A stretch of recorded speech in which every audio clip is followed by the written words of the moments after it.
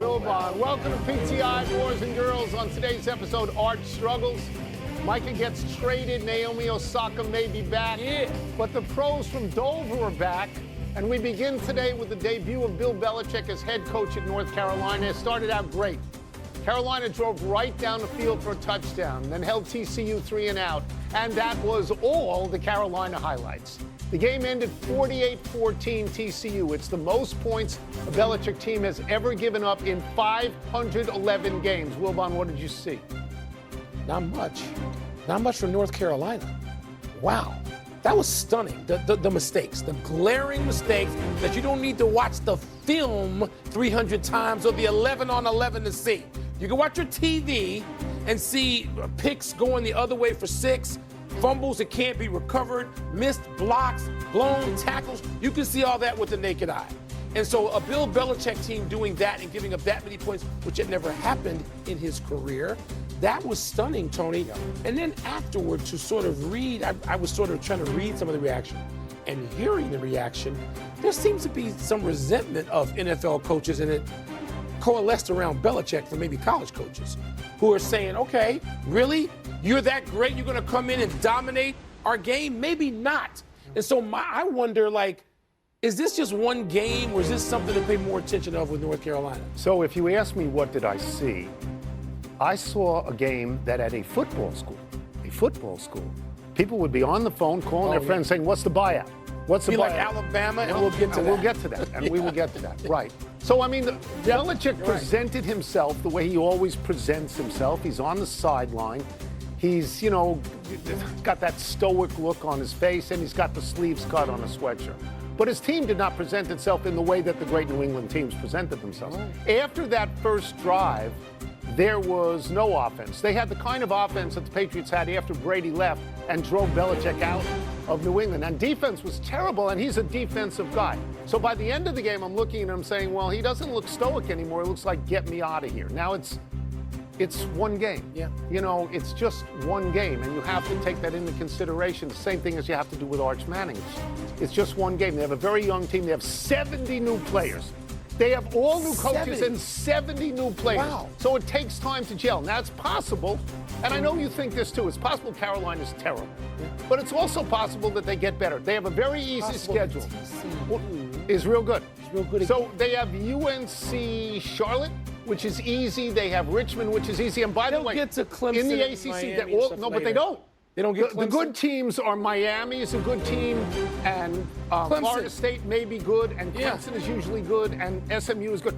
They only have to play Clemson, so they get a break in the schedule. I tell you, the thing that got to me is knowing how long I covered a lot of college football, knowing how long halftime is, which is about a half an hour. You can go out and shop for groceries at halftime of a college football game. Yeah. That's where Belichick always was lauded as doing his best work. And they come out, and TCU goes right down the field. That got me. I just thought, what was it, 20 to 7, maybe at halftime? And I'm thinking, okay, Belichick's going to be Belichick at halftime. They're going to climb back in this game, and they did. But I can't stress this enough. North Carolina is not a football school. It's a basketball school. He's got some time. And he filled the gym. They're not firing him if he goes 0-11. That's not going to happen. Now, I would see a different tune if that was Hubert Davis's first game. But it isn't. It's stunning. Let's move now to the rest of college football's Week 1 slate. Arch Manning underwhelmed in Texas's loss at Ohio State. Florida State ran all over the previously mentioned Alabama. Notre Dame's fourth quarter rally fell short at Miami. And LSU held on to beat Clemson at, well, maybe Death Valley, the other one. Yeah.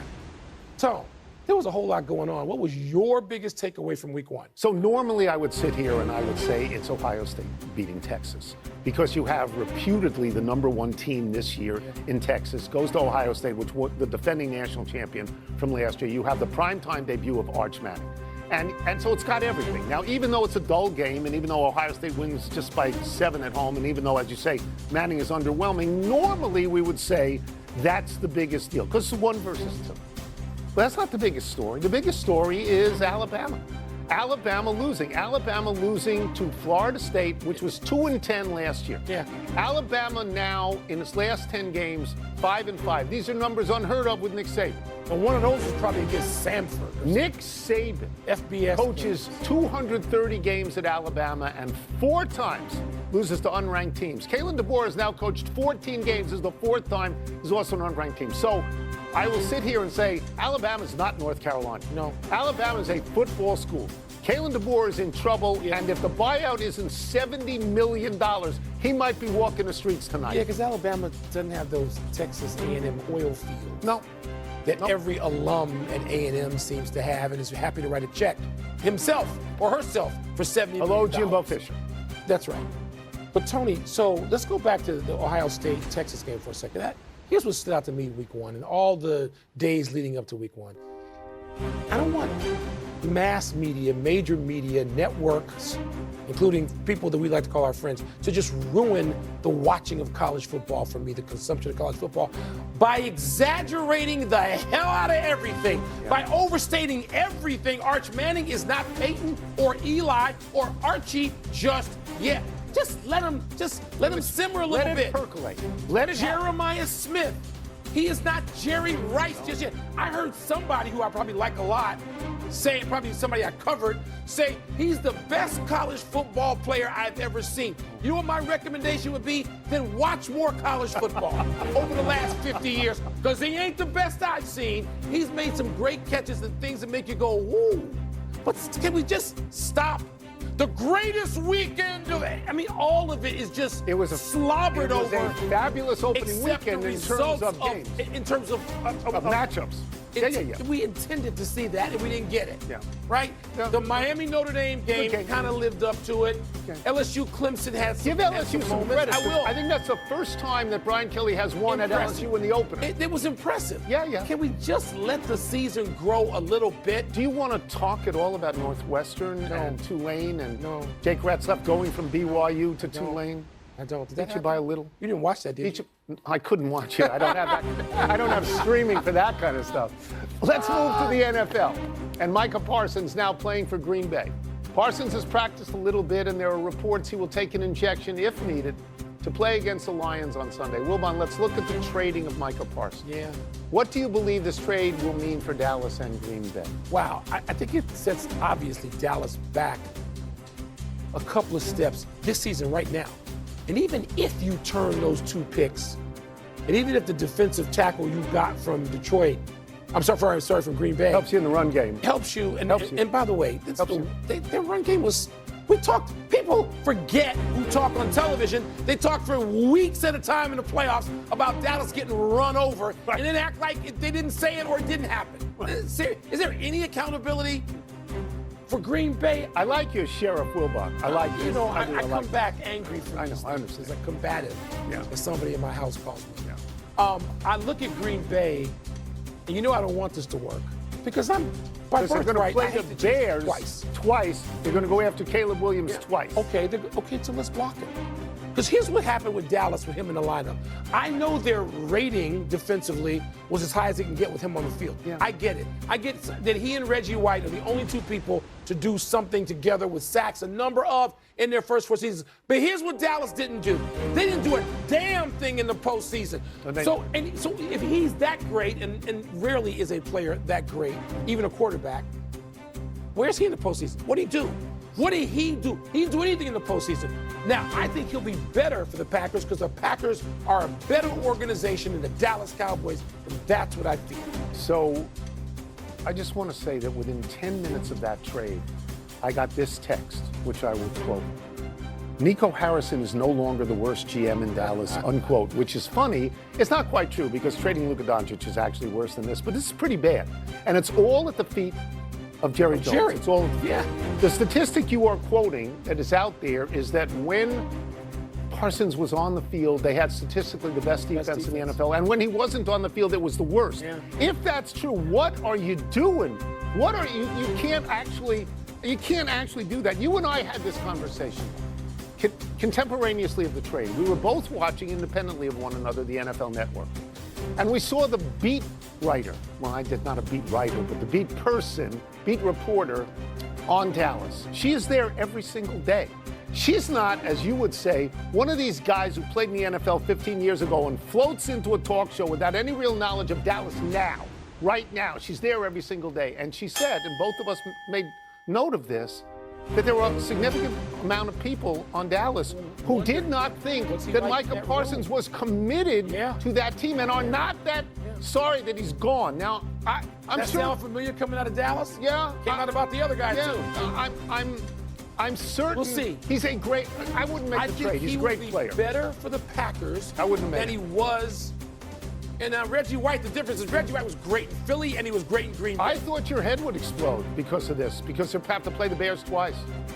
Let's see him do something first. That he has sacked the quarterback. He hurries him. He rushes him. He hits him. But let's see that make a difference. Is Green Bay ready for that? Let's take a break. When we come back, what are the chances that Wilbon's former neighbor, Kyle Schwarber, wins the NL MVP? And Naomi Osaka.